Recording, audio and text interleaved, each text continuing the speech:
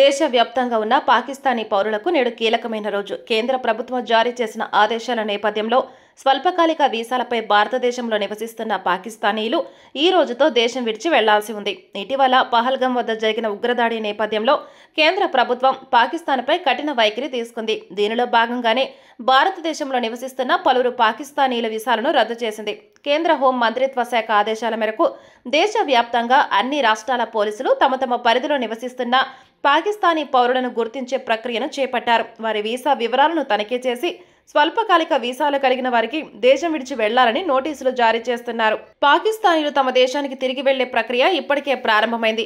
వివిధ వీసా కేటగిరీలకు వేర్వేరు గడువులు విధించారు. సార్క్ వీసాలు కలిగిన వారు ఏప్రిల్ 26 లోపు, మెడికల్ వీసాలు కలిగిన వారు ఏప్రిల్ 29 లోపు దేశం విడిచి వెళ్లాలని సూచించారు. ఇతర స్వల్పకాలిక వీసాలు visa on arrival, business, film, journalist, transit, conference, mountaineering, student, visitor, group tourist, pilgrim మరియు కలిగిన వారికి ఏప్రిల్ 27 వరకు గడువు విధించారు. అయితే దీర్ఘకాలిక వీసాలు, దౌత్యవేత్తలు మరియు ప్రభుత్వ అధికారుల వీసాలకు ప్రస్తుతానికి మినహాయింపు ఉంది.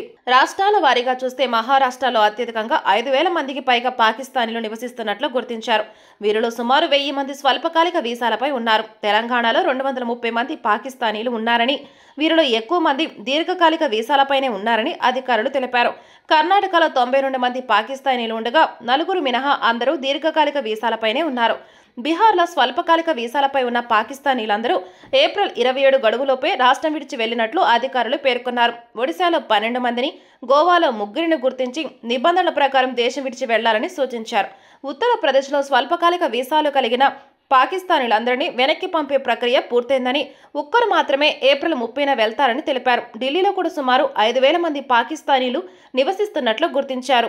వినియోగదారు అందించిన సమాచారం ప్రకారం జార్ఖండ్లో ప్రస్తుతం 10 మంది పాకిస్తానీలు నివసిస్తున్నారు. వీరిలో 7 దీర్ఘకాలిక వీసాపై ఉన్నారు. ఈ 7లో రాంచీలో 1, హజారీబాగ్లో 1, జంషెడ్పూర్లో 2, ధన్బాద్లో 2 ఉన్నట్లు అధికారులు తెలిపారు. జార్ఖండ్ పోలీసులు వీరికి సంబంధించిన నివేదికను కేంద్ర హోం మంత్రిత్వ శాఖకు పంపారు. స్వల్పకాలిక వీసాలపై జార్ఖండ్లో ఎంతమంది ఉన్నారనే దానిపై స్పష్టత లేనప్పటికీ కేంద్ర ఆదేశాల నేపథ్యంలో ఆ వివరాలను కూడా సేకరించి వారిని వెనక్కి పంపే ప్రక్రియను వేగవంతం చేసే అవకాశం ఉంది.